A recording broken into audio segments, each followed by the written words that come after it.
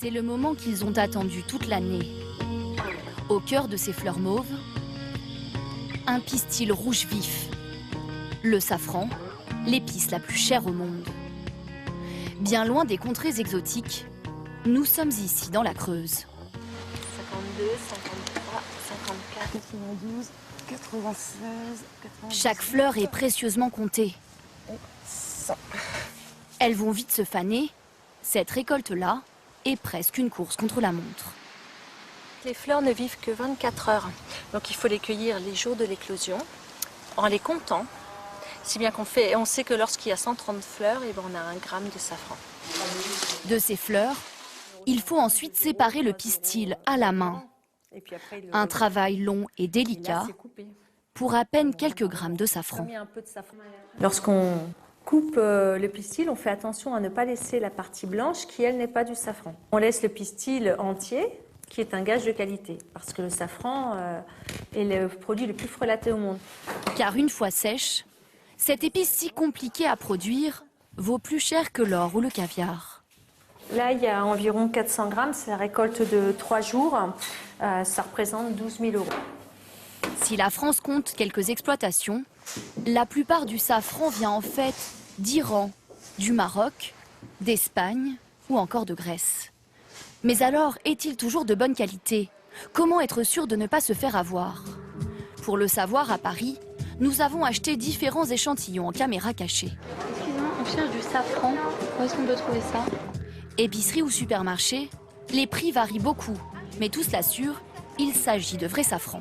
Moi, je veux du safran de bonne qualité. Oui, c'est ça de bonne qualité. Ça, c'est de la bonne qualité. Oui, allez. C'est du bon safran, du coup. Ouais, c'est un super qualité. Et la poudre et les filaments, c'est pareil. C'est pareil, c'est la même chose. Au final, nous avons d'abord acheté de la poudre de safran à 5,90 € et 15 € le gramme. Mais aussi du safran espagnol en pistil à 3,50 €, de l'iranien à 22 € et du safran français encore plus cher. À l'aveugle, nous les avons montrés à ce grand chef cuisinier spécialiste des épices. Première surprise sur le safran en poudre. Déjà, par principe, ne pas acheter de poudre. Dès qu'elle est en poudre, cette épice est à 80% pas pure. Il a cette couleur beaucoup trop jaune. La couleur, elle est pas safran. Hein.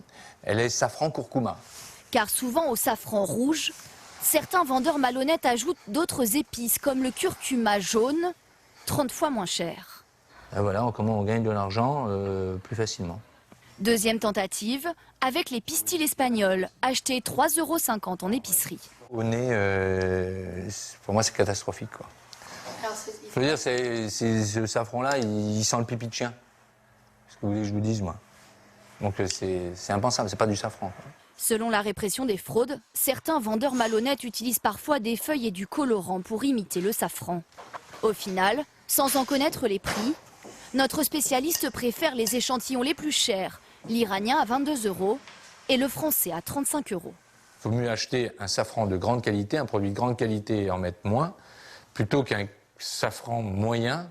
Vous allez en mettre et vous n'aurez jamais la jolie saveur. Lorsqu'on achète du safran, mieux vaut donc y mettre le prix. Car au fourneau, l'épice s'utilise en toute petite quantité. 1 gramme de pistil permet de cuisiner près d'une centaine de plats.